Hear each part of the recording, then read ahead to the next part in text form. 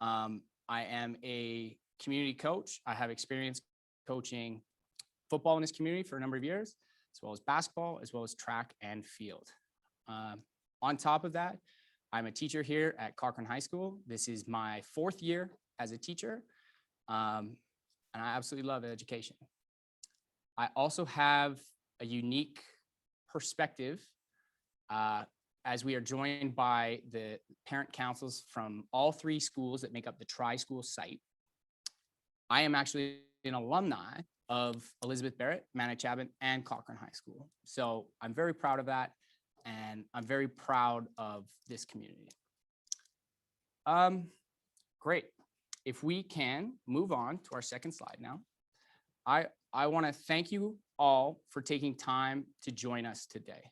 I really appreciate it, and we've been over the last few weeks, but we've been starting to receive a lot of input and feedback from the community, and I thank you for that as well. So our agenda for this evening, we're going to have a brief introduction. After we have an introduction, we are going to go through the project timeline. And after that, we are going to dive into community questions. And we are well aware that there is tons and tons of community questions, and we hope to address the majority of those tonight. Lastly, we are going to talk about involvement, and we are going to provide a form for those individuals that wish to stay in contact with the project or would like more information or to become involved in the project. We'll have a Google form at the end of the presentation for you to contact us. Before we begin, I'm unfamiliar with how many individuals we currently have in the Zoom. I'm assuming we have some Zoom experts, but we might also have some individuals that have never been on Zoom before. So as an educator, I have quickly become a Zoom expert. So we have a few sort of community guidelines that we typically just state as we're on a Zoom call. So the first one I want to let you guys know, today's presentation is being recorded. We also ask that your microphone is muted and that you have your camera on. If you have questions, comments, any concerns that arise during the presentation, those can be submitted through the chat function. So hopefully we can all find the chat function, but if there's a question, we ask that you submit it through that. What we are going to do is we are going to compile the questions as they arise in the presentation. And when we get to the community question section, that's when we will answer them. But feel free to ask a question at any point during the during the presentation, but please make sure that the question is asked in the chat. Before we transition to the next slide. So my experience here as a teacher, I absolutely love working in this community. And I'm very proud that I'm from this community. One of the reasons why I am in education and why I volunteer to coach is because I am presented with an opportunity to change lives every day. And this project, although many people may have a vague understanding because we haven't released much information on it, this project provides an incredible opportunity to change lives in our community. And that's personally why I'm involved in this project. So without further ado, let's get into it. So we have had a live website now for, sorry, can we please go to slide 5?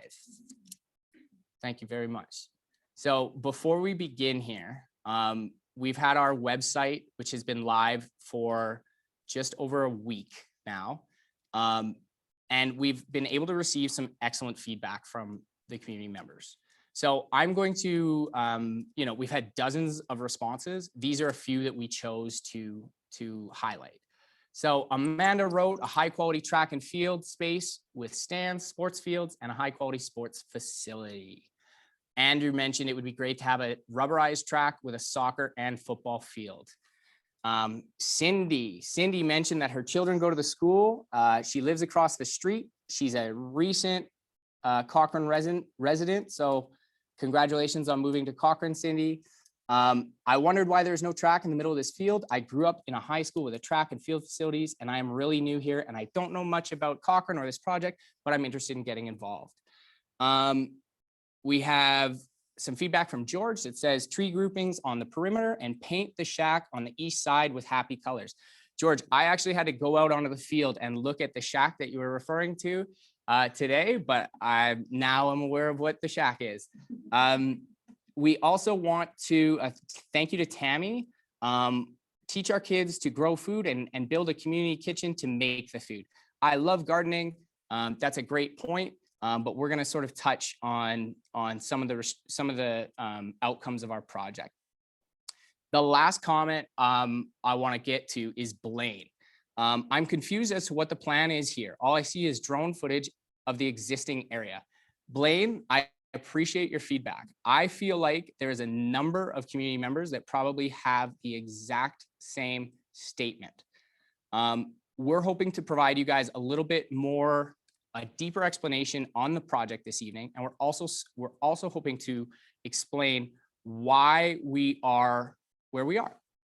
So thank you to everyone for providing that feedback. Again, our website is cochranefieldandtrack.ca. That is a project that we are continuously developing and continually working on.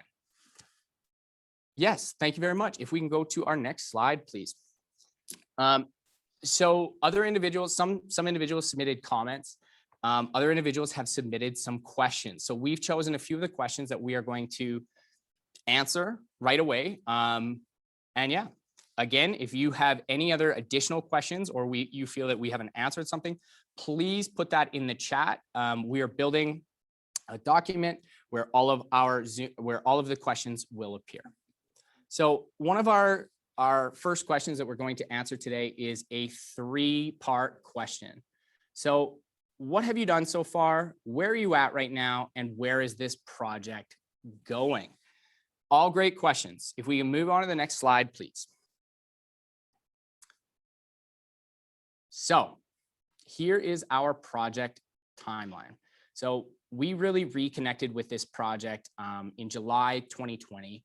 And that was through a connection with a private donor who was an alumni of Cochrane High School. And what we did is we established a vision for the tri-school site redesign. And while we met with our donor, we basically we created an expectation of an athletic facility. So we have a donor that is lined up, that is willing to be involved in this project.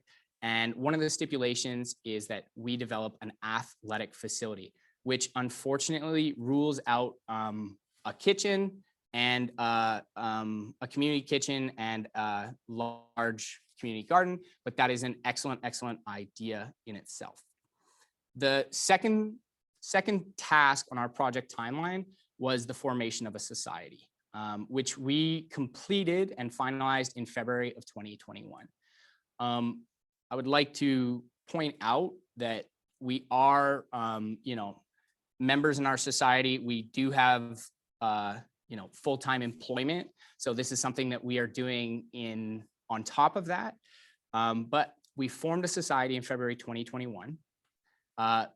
For those of you that might not be familiar with that process, how it begins is you basically have to get a nuance report and you have to apply for a society name. I believe we went through 4 options to arrive at the society name that we had because our previous 3 preferences were already taken. And we were in a little bit of a time crunch due to grant applications. The next thing, we had to define and create our society objects. This basically governs our society. And yeah, that's how we arose at the Cochrane Track and Field Association, which is our recently formed society. Society is necessary for the application for grants, which is why we underwent that process. Our third step has been community consultation, and this is an ongoing step and a continuous step. So that really began when we established a partnership with Rocky View Schools. Why this is important is because the tri-school field is Rocky View land. So we have established in principle a lease agreement with Rocky View Schools, and we are proud of that commitment and partnership. We have also met with various political representatives from the municipal, provincial, and county level. We have met with design experts to understand, to better understand the building process and to better understand the budget. We've also met with local parks and recreation committees, both from the town of Cochrane as well as Rocky View County. We look for feedback on some of our potential designs. We've also met with community user groups that we look to be, pillars of a future athletic facility here at the Tri-School site. And we've also met with Tri-School administration. So we've had ongoing meetings with Cochrane High, Manachaba Middle, and Elizabeth Barrett Elementary Schools. Now, to address the question of where we are going, our potential construction would begin in April 2022. Estimations for construction on a project would be between 3 and 5 months. This is dependent on the finalized project and the funding for that project. That is our timeline. Again, this is my absolute first time involved in a society and involved in grant writing and involved in fundraising. So we are learning as we go. Next slide, please.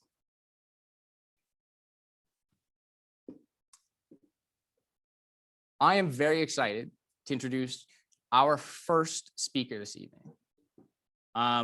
She is our fearless leader, our project lead.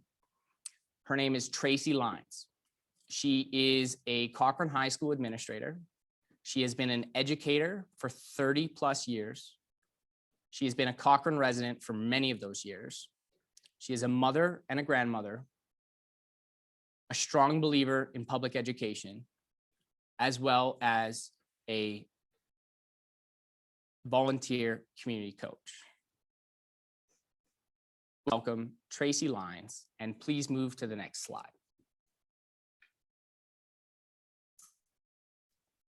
Hello, everybody. And again, I'm just going to reiterate welcome to all of you for joining us tonight. I'm going to be focusing a little bit on our community engagement. And to be quite honest, as Tommy mentioned a little bit earlier, we're pretty new to this. And what comes first, the chicken or the egg? So when we thought about community engagement, we weren't just thinking, although this is a key factor surrounding area as well as up in Sunterra, but we also wanted to put an umbrella around all the different groups that in terms of our community, what does that look like? Right in the near vicinity, as well as the town of Cochrane, as well as the county. And we could even go further than that. But for tonight, we're going to focus on those areas. So as Tommy mentioned, the community engagement really started back in July when the alumni donor reached out to us and asked again. This is an iteration because he was involved a few years ago. For whatever reason, the plan or whatever did not go forward. So he reached out again because he's very, very committed to this community, to Cochrane High School, to the whole town and the county. So he wanted to try this again. We're really lucky and we feel very fortunate that he has done that. But we also realize that he's only one piece to this. And I think when we look at Rocky View Schools as being our key partner, obviously, because we're sitting on the Tri-School site with Elizabeth Barrett, Manachaba, and Cochrane High School, but as well as the town of Cochrane itself, which is growing every single day, and also the Rocky View County, because a big chunk of our students on the Tri-School site and the surrounding schools in Rocky View do come from the county. So that relationship is no longer just about the town. It's also much bigger than that. So we wanted to ensure that when we're talking about community engagement, where do you begin and where do you go first, second, and third? So this is how it all happened. rightly or wrongly. So here we are now. And we do realize how important it is for this direct vicinity, especially the people right across the street and surrounding this area. And also in Sunterra, where they look down and they see, this is what they see every single day when they go up the one road that comes up this hill. So all of those pieces and those groups and the community user groups within the town, and what could this field, this athletics field, mean to them, and also the surrounding neighborhood. So we were trying to be very mindful of involving as many people as we possibly can, and we're not going to stop until we do hear from everyone. We were lucky; we were able to present at the Parks and Recreation Committee for the town of Cochrane, and to get feedback from various groups within the community. And we have also been in contact with Rocky View County, and are looking forward to presenting to them later on in May to share with them what the plans are and what we're getting, and all the input that we're getting from you, as well as from other people within the community and the larger community. In terms of the Cochrane Tri-School site, when we're thinking about Elizabeth Barrett and Manachapin and Cochrane High School, this really is about engaging the elementary students with the middle school students, with the high school students, and there are so many opportunities there. We're looking at mentoring the older students with the younger students. We're looking at cross-curricular opportunities. We're looking at cross-grade opportunities. We're looking at even hosting and having our older students work with our younger students on possible physical activities on that field. There's so many different possibilities here. We're also thinking, we're going to be asking you your input later on for some questions and answers, and getting your input moving forward. But I just wanted to really emphasize that we didn't leave this group out. We just really didn't know when to bring you in, because we wanted to come to you knowing that we've done our homework and we've been working on this since July. And we have every intention of working on it until it comes to fruition. This is not about Cochrane High School. This is about the community of Cochrane and the community of Rocky View schools, as well as the surrounding community. And we really want everyone to know that. This is not about us. This is about you and your kids and your grandkids. And I think that's it for me.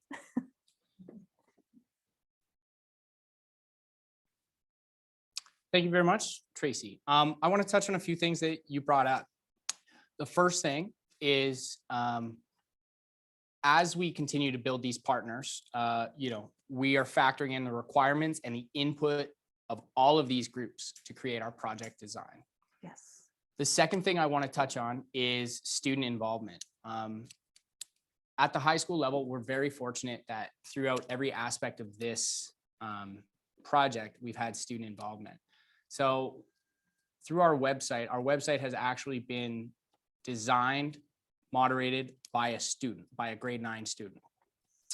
Currently in front of us, we have 2 students that are handling the entire production of this.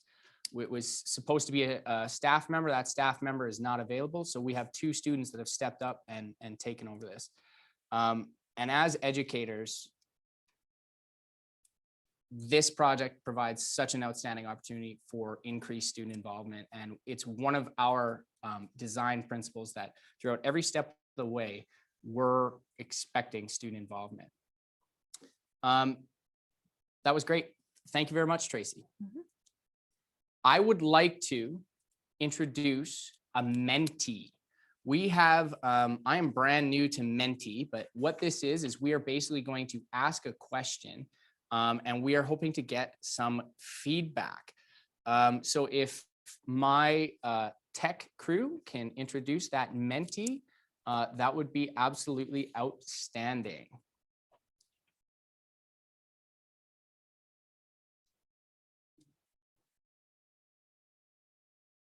It's coming. Hopefully.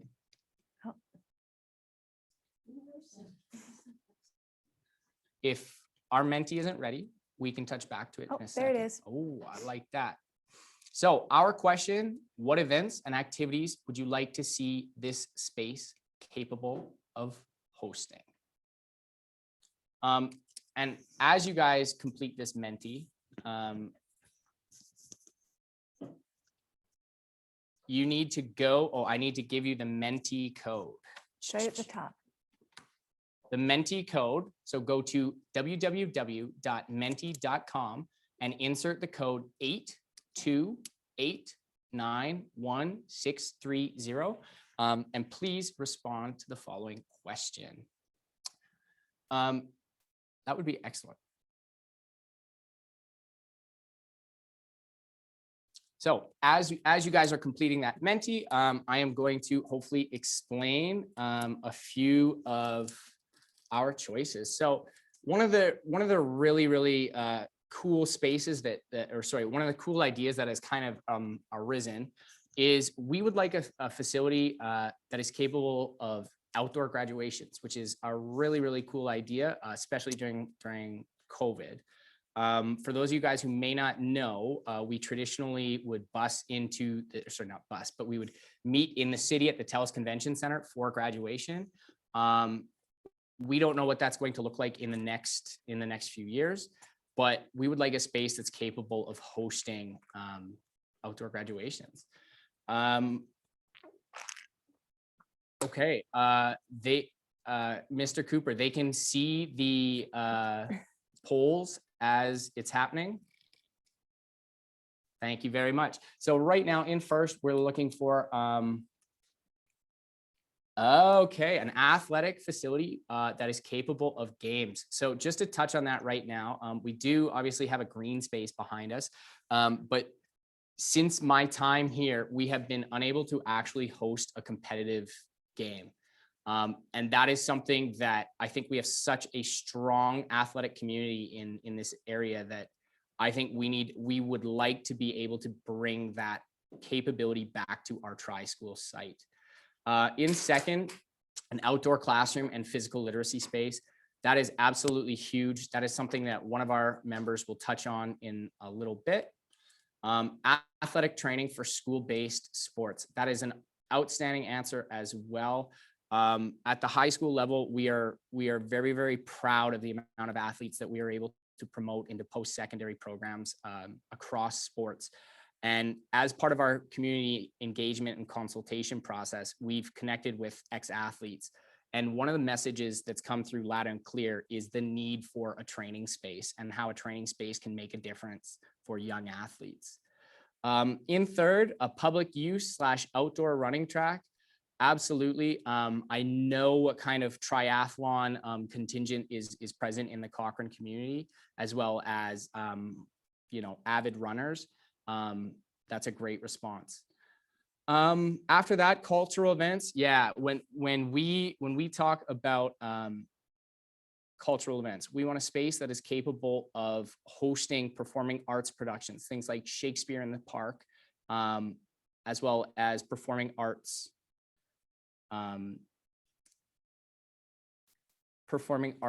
concerts. That is great. So great job with the Menti. I am hoping to wrap it up. And if we can shut that Menti down and continue on with the presentation. Doesn't it feel great to participate via Zoom? I thank you guys. Thank you guys so much for doing that. Let's move on to question 2, which is page 10, if we can, please. So one of the second questions that was submitted through our website is, what ideas have already been explored? Again, if we could have slide 10 appear, please. So what ideas have already been explored? That is excellent. And if we can move on to our next slide, please. So as we dive into this question, we're going to talk about the previous projects that we've consulted with. So here's a list. This does not include all of them, but it includes a majority of the projects that we've consulted with. So that would include Spray Lakes Legacy Field, which is located in town. We have also consulted with Shouldice Athletic Park, the JP Bowl, which is in Edmonton, the Victoria Sports Park, which is in Raymond, the Glenmore Athletic Park, the Calgary Rotary Challenger Park in Calgary, Walsh Field Park in Bonnyville, Foothills Athletic Park. And I would also mention we have consulted with members of the Chestermere High School community as they underwent a very similar process for a field redesign. Their process was unfortunately unsuccessful. We were able to learn from some of the actions that they took, and we appreciate that consultation. This is a really cool list because not only do we have excellent facilities that are located near us, like Shouldice Athletic Park, Glenmore Athletic Park, the Rotary Challenger Park, but we also have a few facilities that are actually located in small towns such as Bonnyville and Raymond. And why we did this is we basically wanted to, again, consult with experts and consult with people that have been in a position that we are now finding ourselves in and have completed these projects before. If we can please move on to slide 12.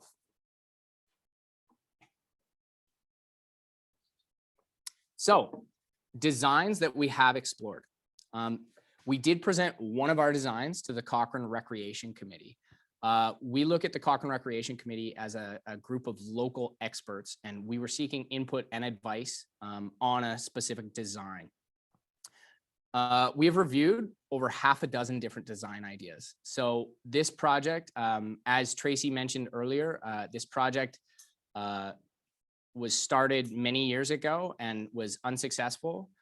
That was sort of like the first design that we were exposed to. Since then, we've gone through a number of designs, and we are seeking community input and feedback before committing to a design. That would be a principle, a core value for this project and this team, is that we want community input and we want community feedback on this project.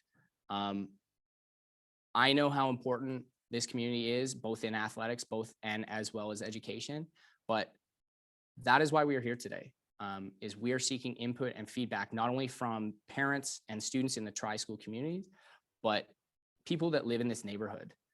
And that is why we are here today. Next slide, please. Before we jump in to that question, I would like to do our second Menti.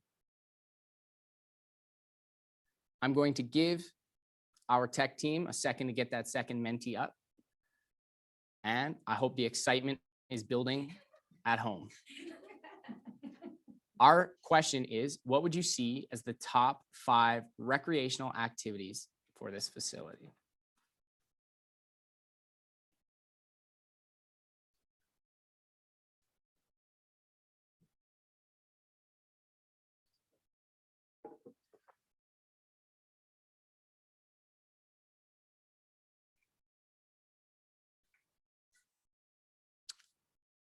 So some of the options that we have field hockey, we have ultimate frisbee, we have football, we have jumping events through track and field, we have running events, lawn bowling and bocce, and triathlon training.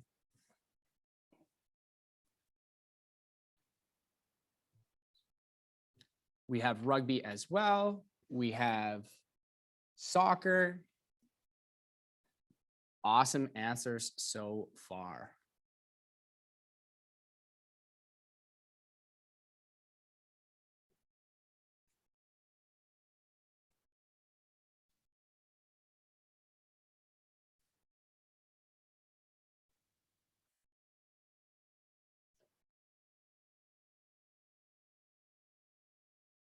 That is excellent.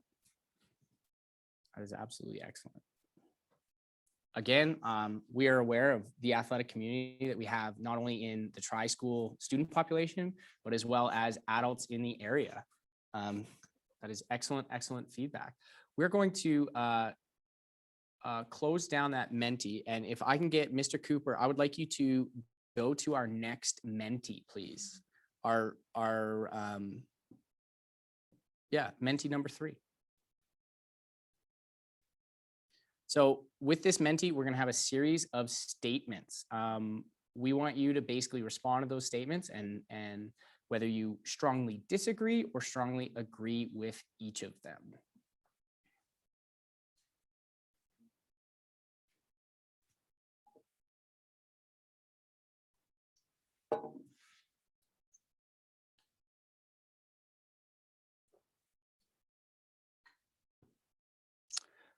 Just so that you guys know, we are planning on collecting this feedback and not only using this feedback to impact our design, but we're hoping to use this feedback for our grant applications. So we are in the middle of several grant applications.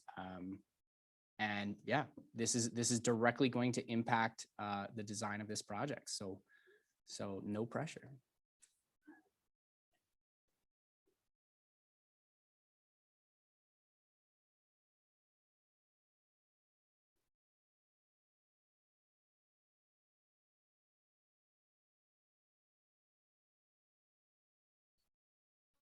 Interesting. Very, very interesting responses so far.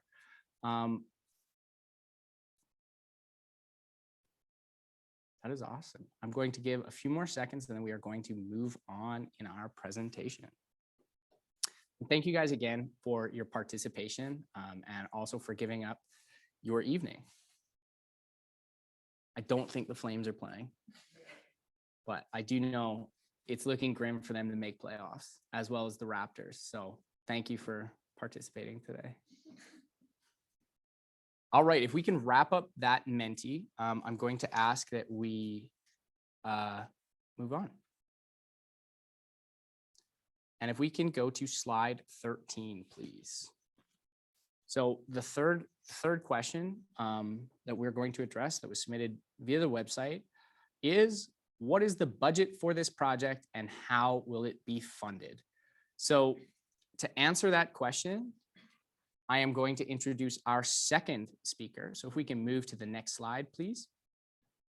And our next speaker is Leslie Ann Calman. She is a chartered accountant. She is our association treasurer. She has extensive experience with nonprofits and consultation for municipal governments and strategic planning.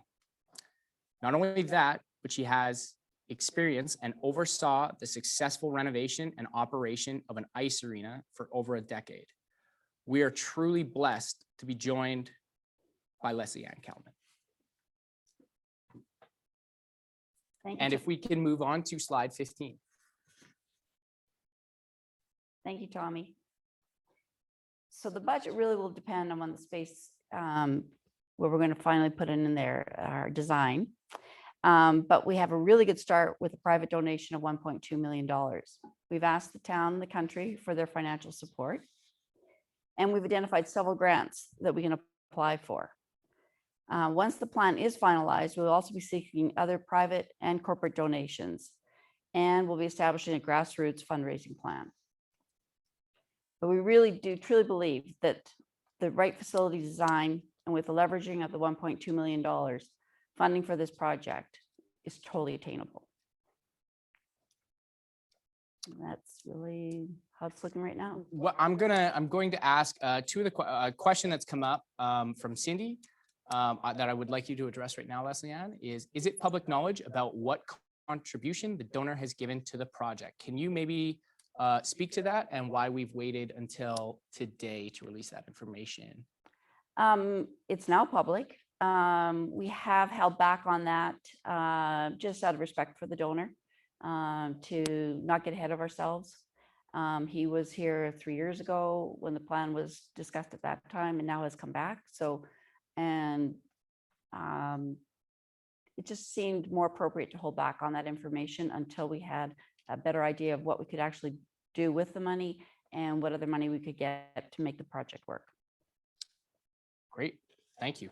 I would just like to add to that. I really feel like that's what makes this project gives us a leg up is, you know, we already have attained a commitment for that funding, which is a huge start. And that is why we want to continue to generate momentum with this project. Thank you very much, Leslie Ann. And again, very excited that you were part of this team. Our next community question on slide 16 is a great question. And that question is there a need for this facility? And to answer that question, I'm going to introduce our next speaker. Please move to the next slide. Our next speaker is Esther Sieben. She is our physical literacy lead. She has extensive involvement as a community coach and as a physical literacy specialist. She has been a 20-year educator at Cochrane High School. She has taught me twice. She is a Rocky View County resident. She is a level 3 NCCP track and field coach. And she is the mother of 2 daughters that continually embolden her to be better. So without further ado, I'm going to introduce Esther Sieben to answer the question, is there a need for this facility? And if we can move to slide 18, that would be excellent. Esther Sieben. Thank you for that introduction. Can you say is there a need for this facility? As a woman who wears many hats, all of the hats there have a few minutes.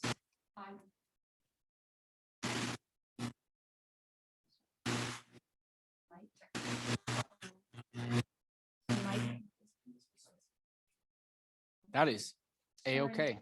A little bit of a technical difficulty here. Can we switch it back to me for a second?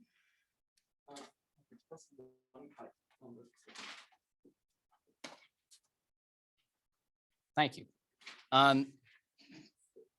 Yeah, we have a microphone malfunction right now. We are addressing it. Yeah, back to the question. So is there a need for this facility? I think this is such a great question. I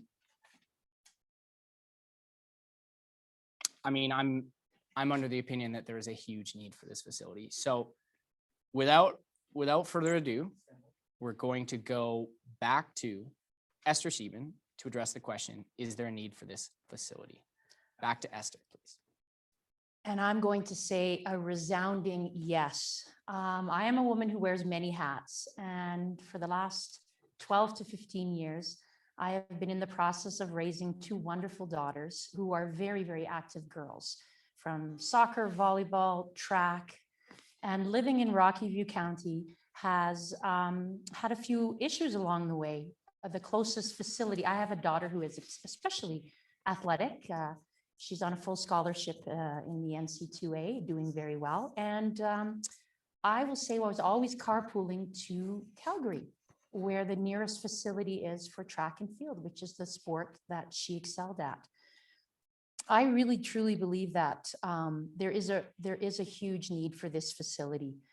We want to keep our local athletes here. We want them representing RVC or Cochrane and not YYC. We have such great talent and we want to keep our athletes in our local communities.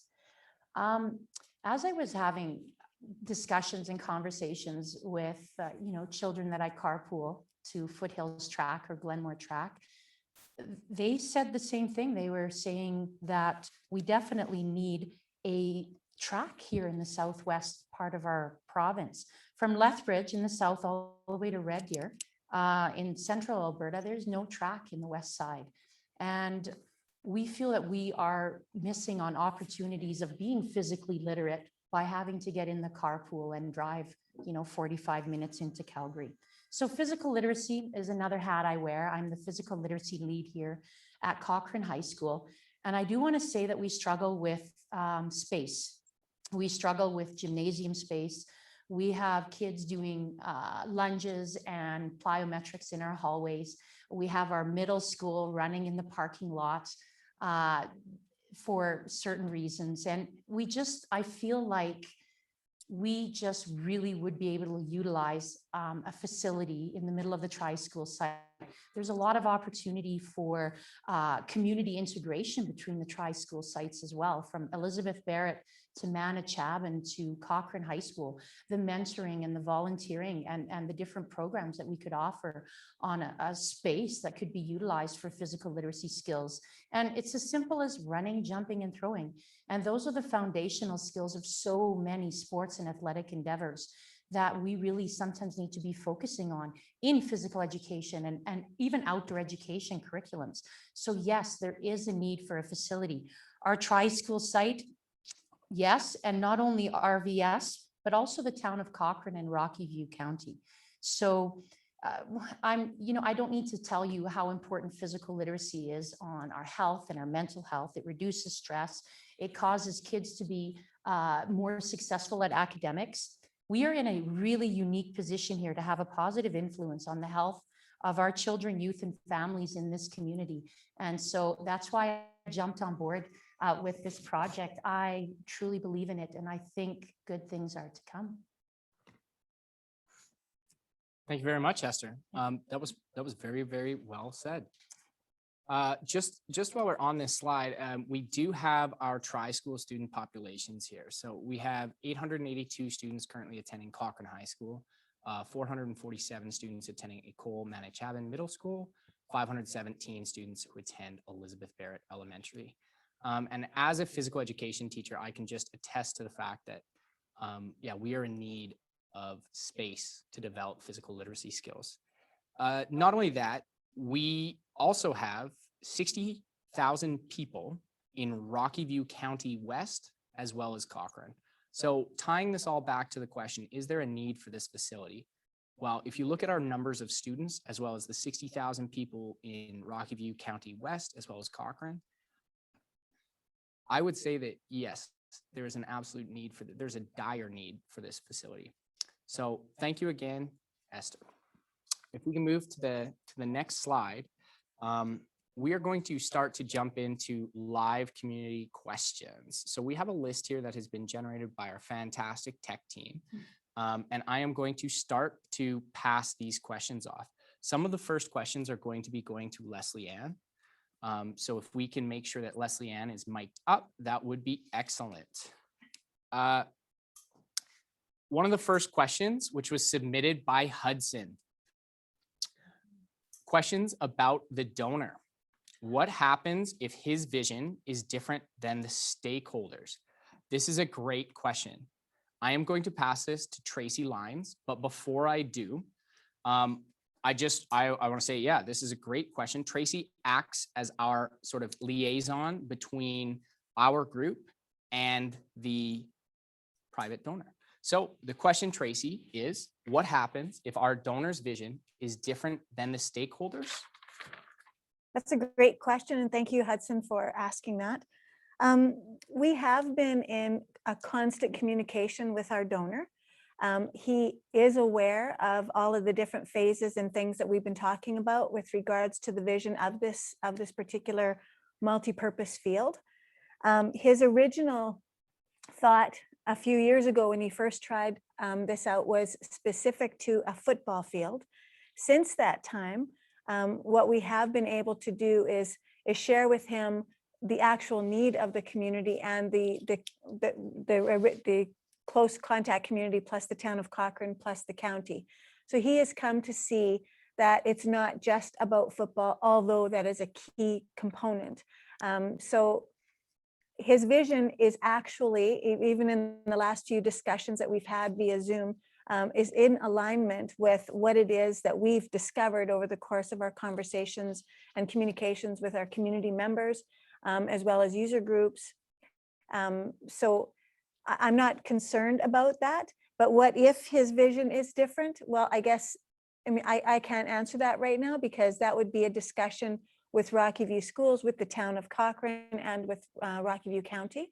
I'm hoping that that relationship between him, as well as the three key players in this, are going to come together, and that there's going to be agreements moving forward. That's what we're hoping for, because really, this is about our kids and this is about our community members. And we just want to ensure that, we can access this and it's going to be available for everyone. So fingers are crossed. Thank you. That's a great answer, Tracy. And yeah, I just want to reiterate that, you know, our sort of defining principle from our donor was that we need to create an athletic facility. Thank you very much, Hudson, for the question. We live in Sunterra and are very happy for what you are all trying to do. Thank you very much for that comment. I have two questions that are very similar here that I'm going to combine. So I have a question from TASPA. How about making it a dome so that you can use it year round? And are any buildings expected to be built? So again, we have received quotes on a number of different aspects of this project.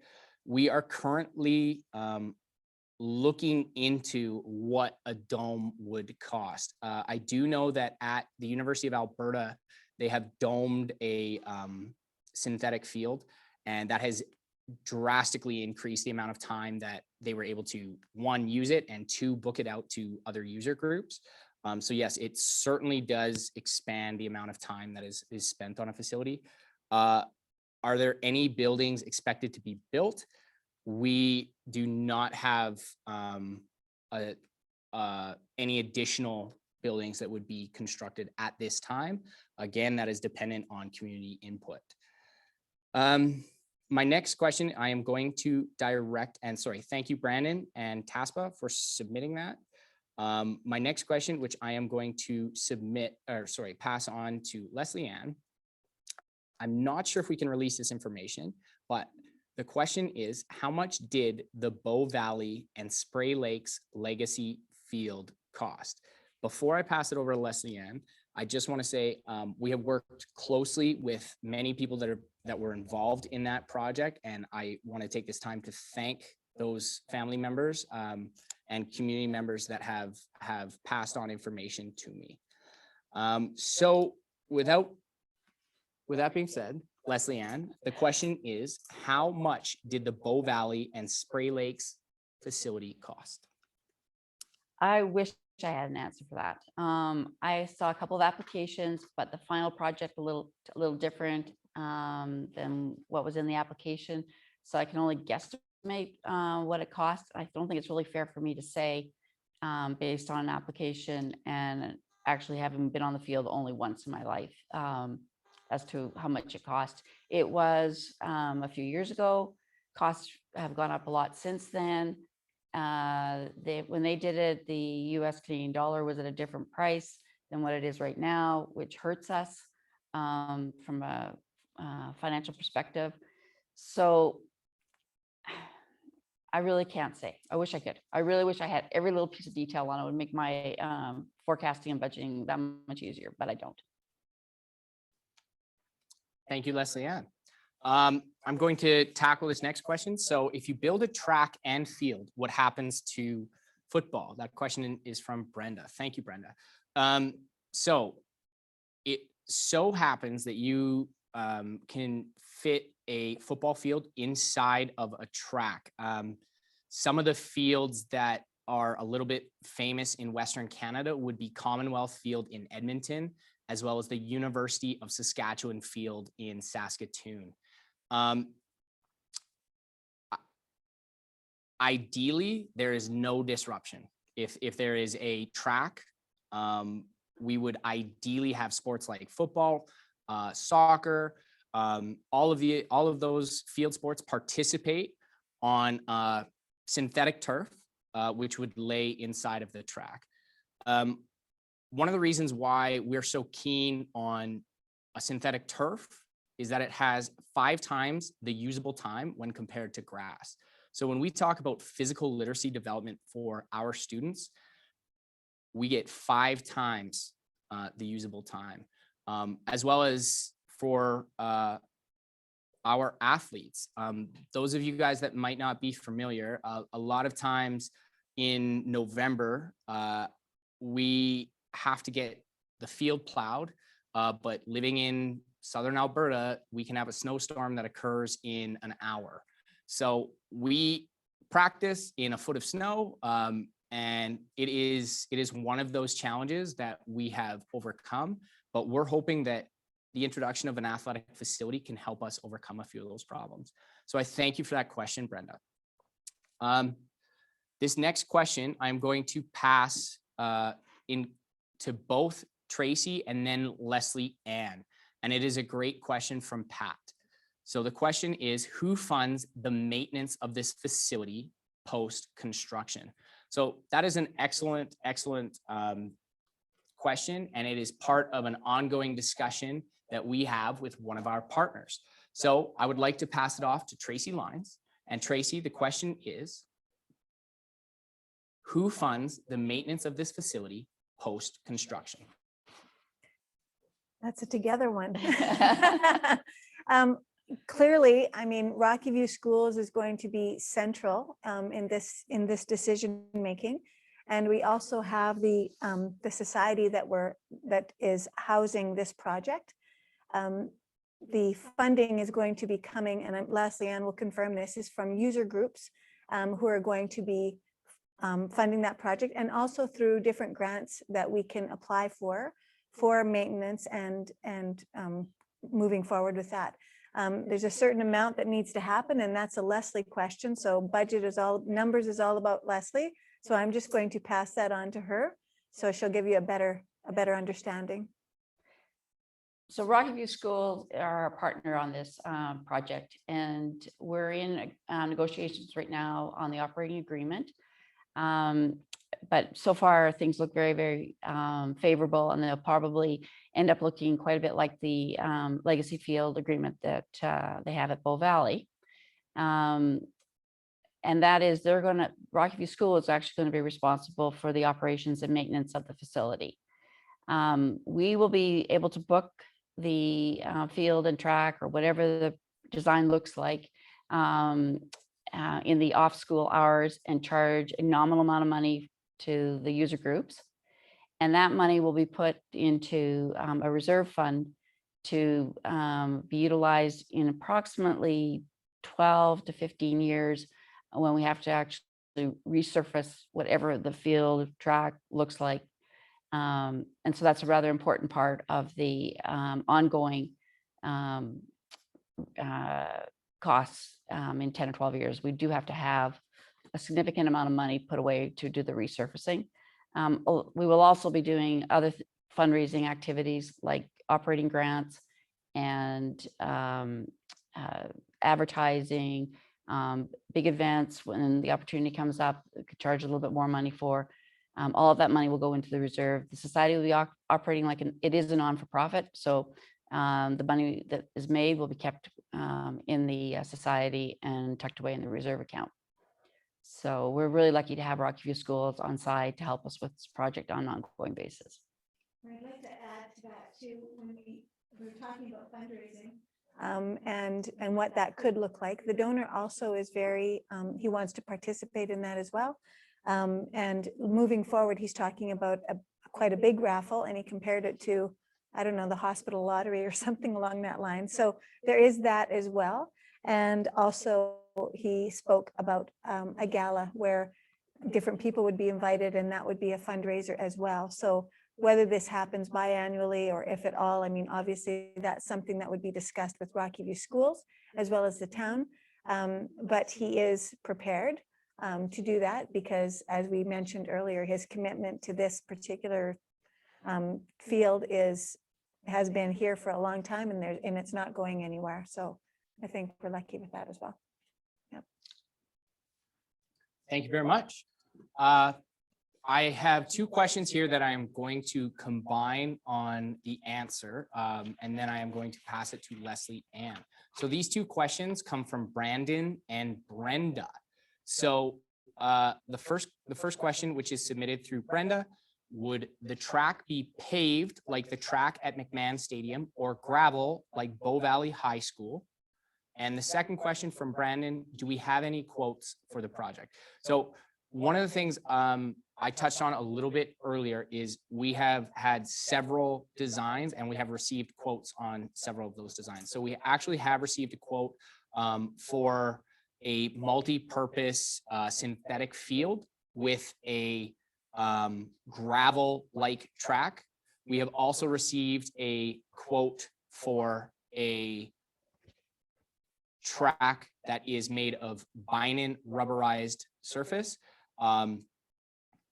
We have looked at multiple different combinations, whether it is a 4-lane running track, whether we have a 4x137 meter sprint lane, or whether we have an 8-lane 8-lane full track.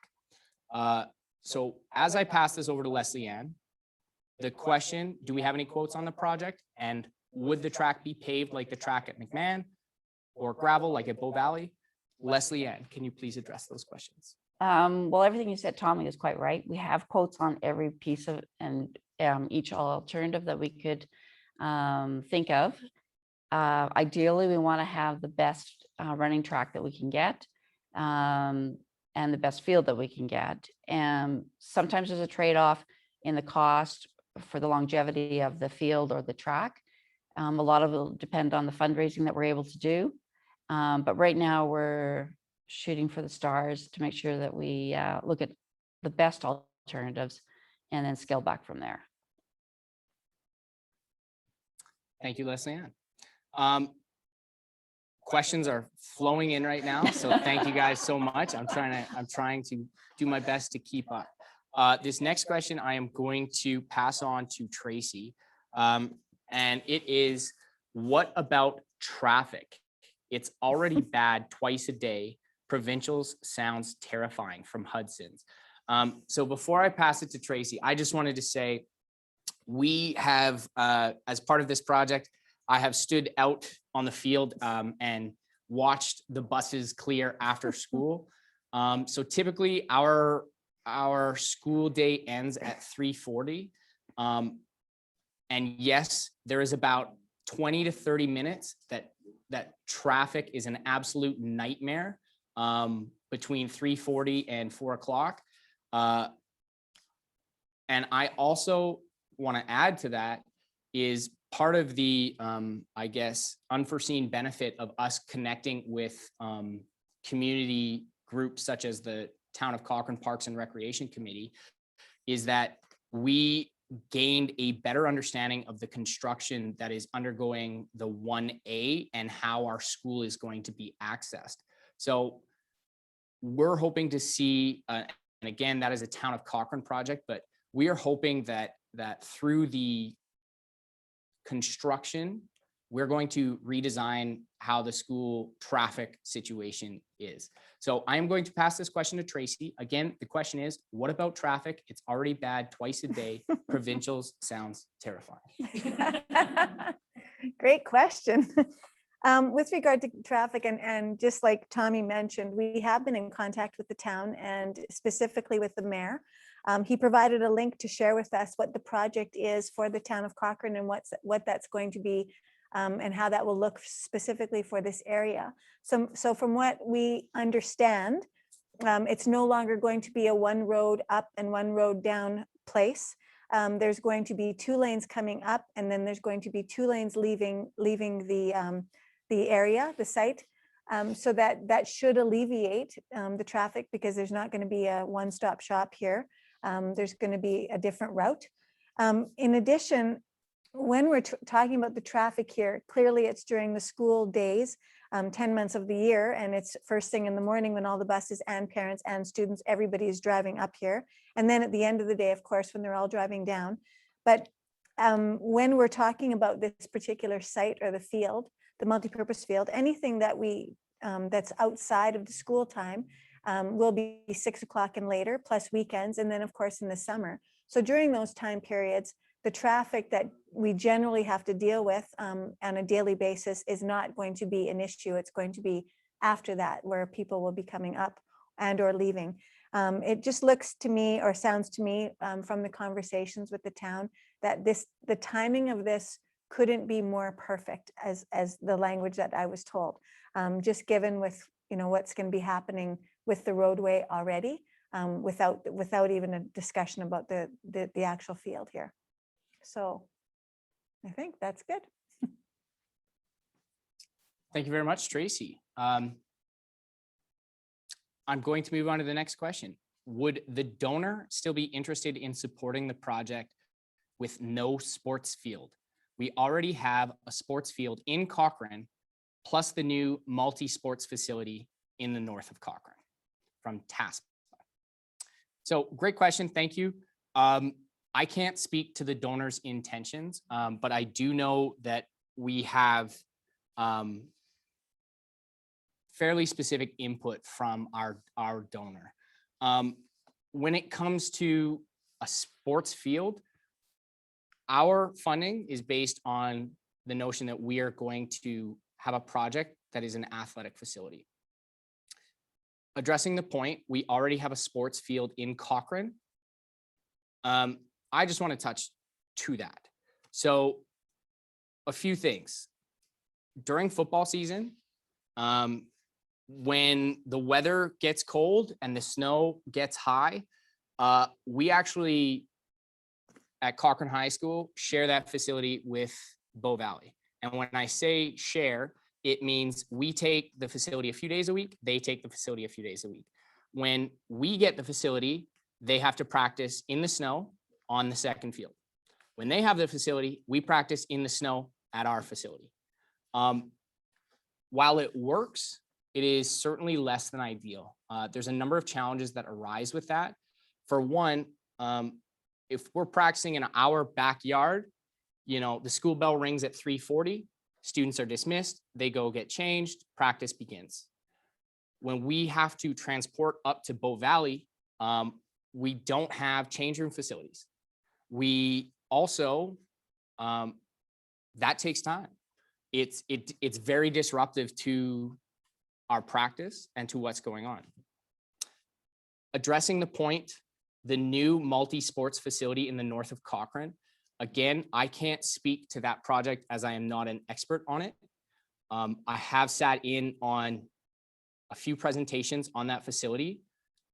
Just to clarify, that facility is over 10 years away from being complete.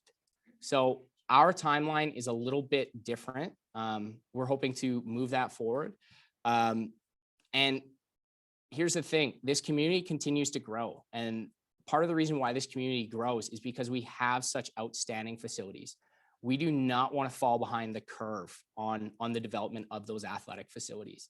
I know for me, 10 years from now, that's a long time away.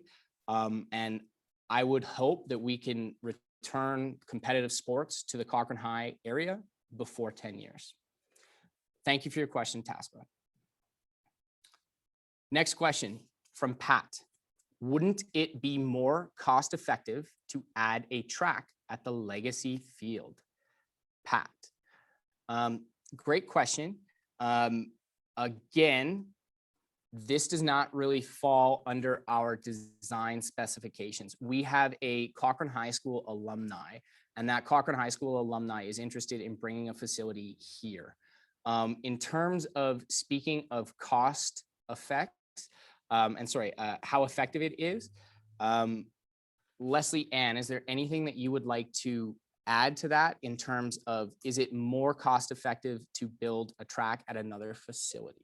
Well, there's a couple things that, besides the fact that there's no facility here at Cochrane High to actually allow the kids to practice football and other sports on, and nobody rents the facility in the evenings because it's just the typical Alberta field with a little bit of grass, a lot of dirt. If you go for holes, it's not a great facility and it's not safe for the kids to be on. So you haven't really addressed this useless space that's sitting out here. But to tear up and put a track around an existing field up there will be more costly than doing a one-time tear up of everything that we have in mind here for the Cochrane site, the Cochrane High site.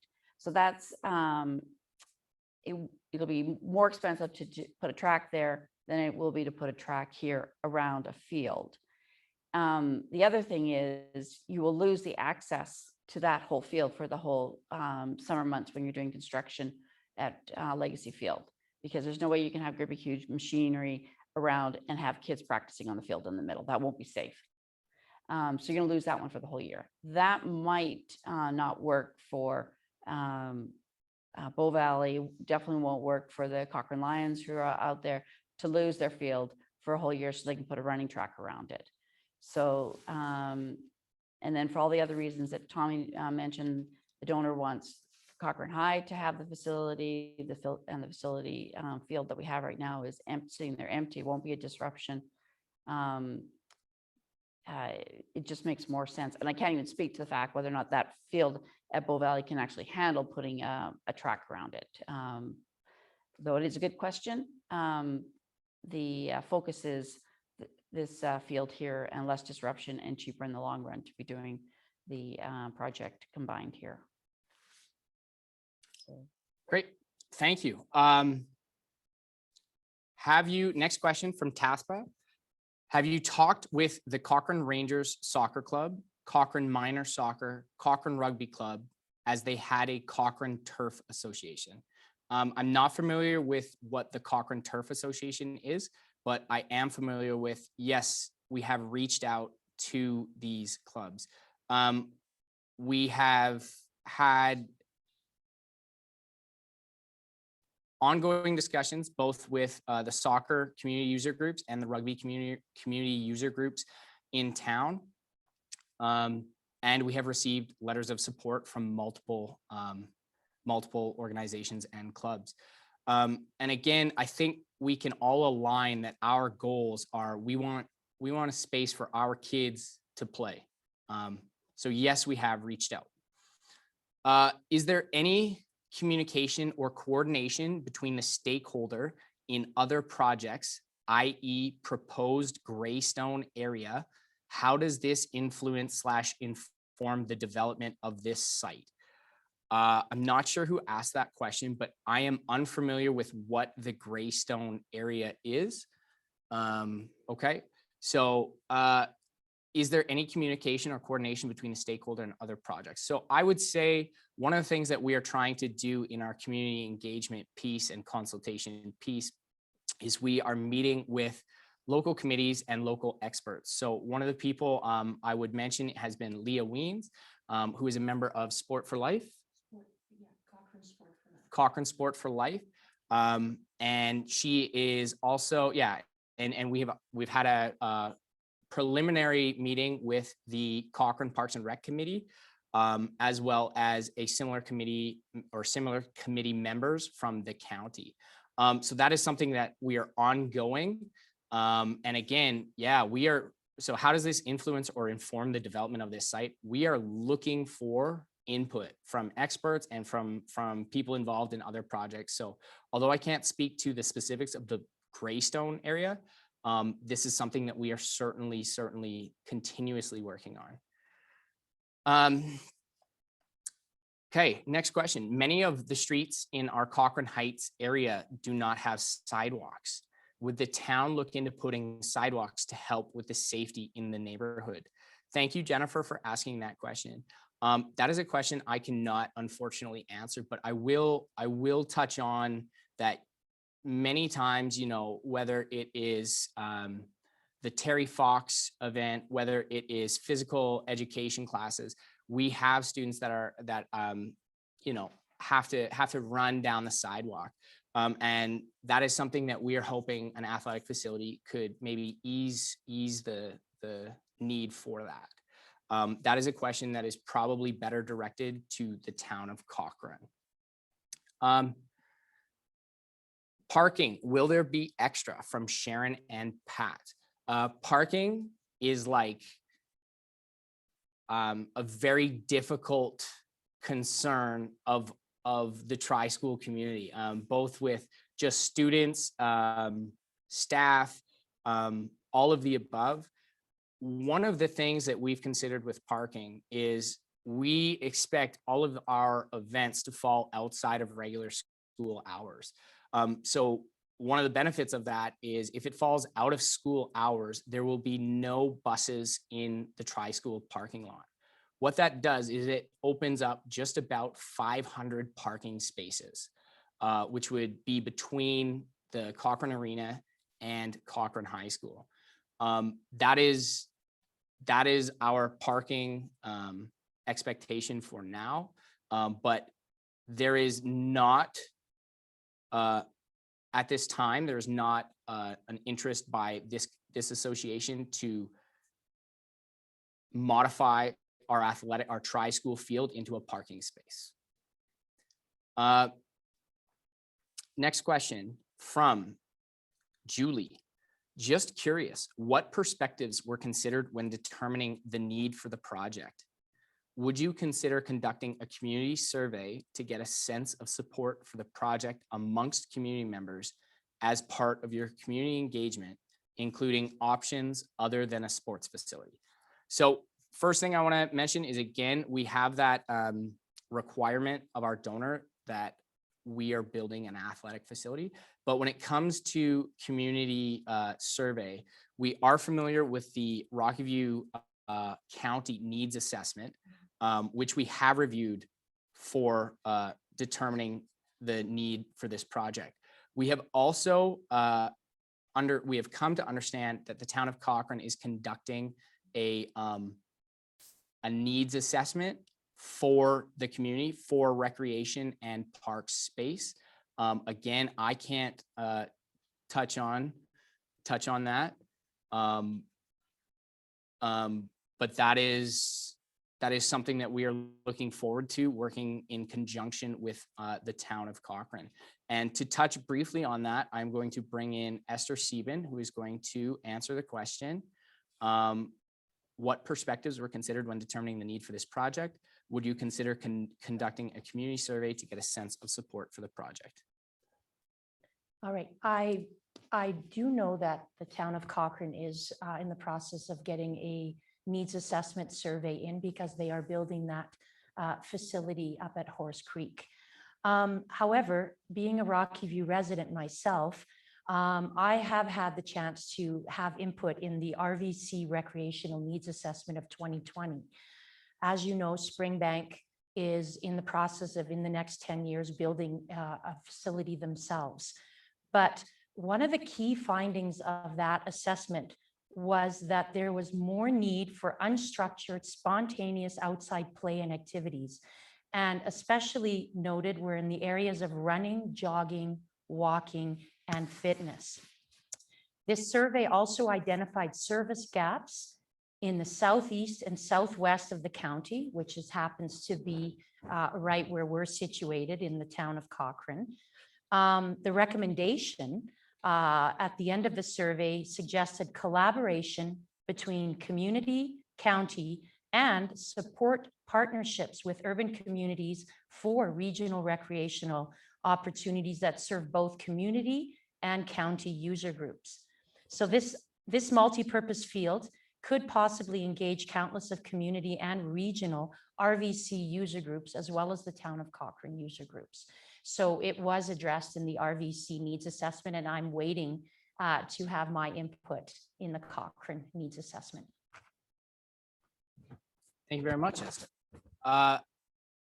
Okay, so just a quick update, slight correction on what I said earlier. The Horse Creek project, again, I am not familiar with. I believe I've been in one presentation that they were involved in. The school portion is an estimated 10 years out. The field and facilities, best guess is between 2 and 5 years. Again, I am unfamiliar with that. I have seen some of the proposed designs, and yeah, I unfortunately am not sure if those designs have been finalized. I do know that rugby, the Bow Valley Rugby Association in town is hoping to be involved in that project. That again is something I cannot speak to, but thank you for clarifying that, whoever our person is that clarified that. Thank you very much. Our next question or statement. I assume that you're aware Calgary is going to build an athletic field at Foothills. I'd love to see Cochrane have additional facilities, Sharon. Thank you very much. That's a great point. So if we're referring to the Foothills Athletic Park, I believe that they are actually undergoing renovations, which are going to take which are going to be over the next few years. So what that means is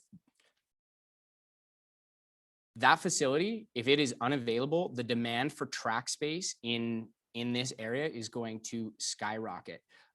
As a high school track and field coach, I can assure you that we are not high on the priority of Foothills Athletic Park, and it is very difficult to book in.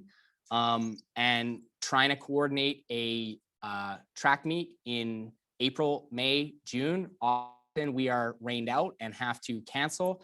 And it is really, really tough for us. It's very difficult. So one of the things that we're hoping, to arrive at is that if we do have the need for a track facility at our school, that might alleviate some of the pressure on the Foothills Athletic Park while it's under construction. So thank you for that, Sharon. I have 2 questions here that I am going to combine, and I am going to pass this off to Leslie Ann after I address them. So the question from Derry is, will the field have lights, and what time would they be turned on and off? We also have a question from Pat, or a statement. I've seen the lights on the Legacy Field. Would there be constraints on night events? Great questions. So we have received quotes for lighting. One of the things, obviously, is in November, the sun sets at 6 p.m., maybe earlier, 5 p.m. And what that does is it places a little bit of a constraint on the usable time for that facility. If we are hoping to build in a legacy cost or any sort of funding for additional facilities through booking this space out to user groups, it is ideal that facility has the maximum allowable user hours for it. Scrolling back up, so will the field have lights? What time would they be turned on and off? I believe that the light technology, the way that it is now, speaking to Legacy Field, is that there's actually an app that is controlled on your phone, which can be controlled by either school members or either community coaches. I believe there's a person involved in Cochrane High football, and he has an app on his phone so that when we are at Spray Lakes Legacy Field, as soon as practice is finished, 5 minutes after, the lights are turned off via an app on his phone. Before I pass it on to Leslie Ann to address anything that I've missed, I also just want to mention one of the experts that we have brought in has experience with light design. And not only does he have experience with these lights, he has worked under the constraints of putting athletic facility lighting near an airport. And when he did that, he had to meet all requirements by that airport facility. And so this is an expert that, we have received a quote from, and he is a tremendous individual. So I'm going to pass it off to Leslie Ann. And the question again is, will the field have lights? What time would they be turned on and off? And I've seen the lights from Legacy Field. Would there be constraints on night events? So the reason why you have lights is because you need them to do the games that are happening in the field. On the quote that we've got, we actually have 2 separate sets of lights. One's for the track and one's for the field. And the field ones are a little bit, they're bigger. They're higher up, obviously, because when a football gets kicked up in the air, you have to be able to see it. Otherwise, they're rather dangerous for the kids that are trying to catch the ball underneath. So that's the reason why you have lights up as high as they are. We're trying to minimize the lighting interference with the homes in the area. And that's why we're working with an expert on this. We're also going after the best lighting that we can get. There's a big difference between the lighting that you would see at McMahon Stadium, at Legacy Field, and then anything that's newer since then. The technology has improved that much. So we're very hopeful that the wasted light that actually goes beyond the field is minimized as much as it can. And that's the light that interferes with in people's homes. So we're definitely working on that to make sure that there's minimal amount of light going on into people's homes. The Other thing is, though, there is a restriction on how late the lights can be on, and right now we think that's 10 o'clock is the latest the lights would be on. Would they be on in the morning? I doubt that, because we're talking the field being open when the school starts, or maybe at the most an hour before. In the winter months, it's hard to get kids out of bed, let alone at 7 o'clock in the morning, when it's that cold and dark out. So I doubt lights would be on in the morning. But we would be following all of the regular bylaws, and we definitely are going to go for the best set of lighting that we can get to minimize the excess lighting. That's great. Thank you. Just a few things to add on to that. I'm very familiar with the lighting that is at McMahon Stadium, which is obviously quite old. That is lighting that you can almost see, if you're on top of Nose Hill in the city, that you can see. The technology has vastly improved over the last number of years. And it has improved since the lighting has been installed at Spray Lake's Legacy Field. So what you see is a huge reduction in energy as well as light pollution. But I am not going to speak anymore on lights. I am going to, at the end of this presentation, we have a Google form that we will be sending out or asking you guys to complete. If you are an individual that would like more information on lighting, what we can do is I would like to set up an additional time that we can grab some community members and meet with our lighting expert, because he can truly answer the questions better than I can. So at the end of the presentation, when you are filling out that Google response, if lighting is a concern and you would like to have more information about it, please mention that in your email. Thank you very much, Pat and Derry, for the questions. Moving on. Who gets priority for the field during prime time hours? What does scheduling look like, Travis?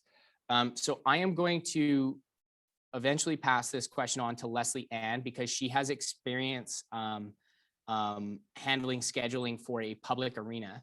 But I'm going to introduce this by saying, we are not at that stage yet where we have determined what our scheduling is going to look like. We do, again, we are looking at an agreement in principle that is very similar to what occurs at the Spray Lakes Legacy Field, which basically is there's a number of hours every day which is committed to Rocky View schools. And outside of that,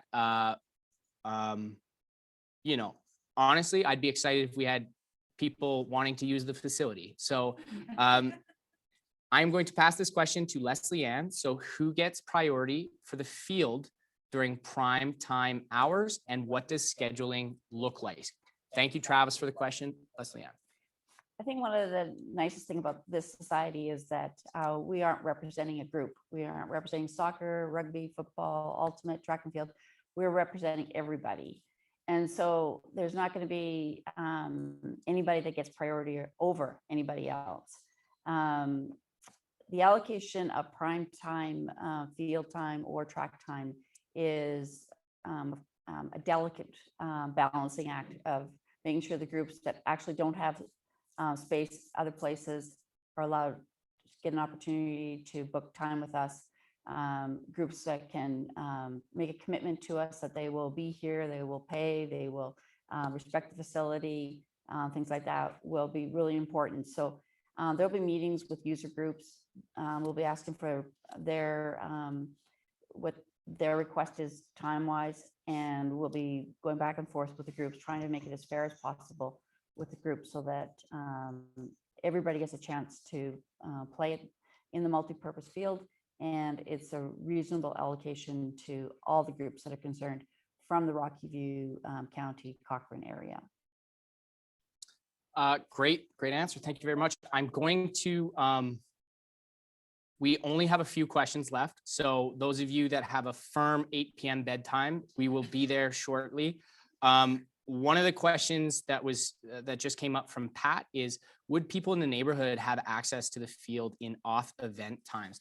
That is a great question. We are hoping very similar to facilities that we're hoping to have a public running time available. Again, that for us to be addressing scheduling questions right now, we're pretty far away from that, but it is certainly part of our design intention is to have access for the community. We want people in this community to be physically active, whether you are a child at Elizabeth Barrett or whether you are a senior citizen. We have the expectation that yes, there will be access for neighborhood and public people. So thank you, Pat, for that. I am going to move on to some great comments. The Cochrane Endurance Project is very excited about this facility being on the table from Travis. Travis, thank you very much for your support. I appreciate that comment. The question, how can community organizations donate money? That is a great question. Again, that is something that is an ongoing process for us. We don't want to be turning down any donations at this point, but at the same time, our organization is still establishing what that is going to look like, and how our partnership with Rocky View Schools is going to work. So that is an ongoing thing. If your organization is interested in donating, I ask that you respond to the Google form and you leave that information in the Google form. Can we request increased seating, bleachers, and picnic tables around the site from Gail? Thank you, Gail, for that question. We have definitely received quotes for what bleachers would look like. We will definitely try and include some quotes for picnic tables. That is something that we've received a little bit of feedback through the website as well as this evening. But touching on the bleachers and the seating aspect, we want a facility that we can host, school-related events and outdoor activities. So a few of those things might be a outdoor graduation. It might also be, we have a very avid marching band instructor at Ecole Manitoba Middle School as well as Cochrane High School. It might be a marching band program that we can put fans in the seats for. And part of my hope for this thing is if we're able to return athletic spectacles or games or competitions to the Cochrane Tri-School area, is we want that sense of community back in our neighborhood, and we need better seating, and that is certainly something that we have considered. Last point on the seating, we also are hoping that our athletic facility has the design that we can really have students at Cochrane High School teach, coach, inform, work with students at Manitoba Middle School, as well as Elizabeth Barrett. So one of the things that happens when you book when you run a track meet at the Hills Athletic Park, the individuals that actually run the officiating of the track are university students. So when we tie this back to education and putting our students first, we really want to make sure that every aspect of this project involves not only student input and design, but we want to make sure that this is a facility that's going to enhance the collaboration between our students, not only at Cochrane High School, but between the 3 tri-schools. So that is a great question. Thank you very much, Gail. I think I have 2 more comments that I'm going to touch on, and then we are going to conclude tonight's presentation. Again, if you're racing to get out of here, please allow us to post our Google Forms response. Mr. Cooper will post that. Link has been posted. That is excellent. So if you're a person that's hoping to stay in the loop for the project, or if you're hoping to get more information or any of the above, please fill out that form and we will be in touch. We're hoping to generate an email list that we can reach out to your individuals as we continue in this input and feedback stage of our design. So a few last comments and then we'll move on. Stephen says, thank you for the presentation. This meeting has been valuable. I am looking forward to the next steps. Henriette says, I want to thank you all for your dedication and hard work on this project. I can just imagine how time consuming it is. This project will truly enhance our child's day-to-day experience and increase future opportunities. Exciting initiative. Thank you very much for the comment. This this project does consume a little bit of our time. It certainly does. But honestly, I can speak for myself. It's been an enjoyable experience, and I've really enjoyed connecting with my team members, as well as I'm enjoying connecting with the community. I am going to wrap it up here. The last two things that I need is, Mr. Cooper, we have 2 mentees left, 2 mentee responses that I would like for those of you that are hanging on in the Zoom. If we can post those 2 mentee questions, and then we will conclude the presentation and ensure that you have reached the Google form. So our question: are you in support of the tri-school field redesign? So if you are, please hit it with a yes. If we didn't answer your questions today and you still need more information, please hit us with an undecided and leave your email in the chat. If you're a person who feels no, I ask that you leave your email and comment, and that is something that we can address and continue to develop as we move forward. So while that Menti is going on, I just want to thank, first off, my team. Thank you guys for giving up another evening. Those of us that are teachers like myself, we had parent-teacher conferences directly before this. So it's been a busy evening, but we are very, very excited for spring break coming up. And I want to thank all of you individuals in the community that have really taken the time today and given us your thoughts, input, and feedback. And we hope to continue to connect with you. And we want you to understand that this isn't a one and done kind of interaction.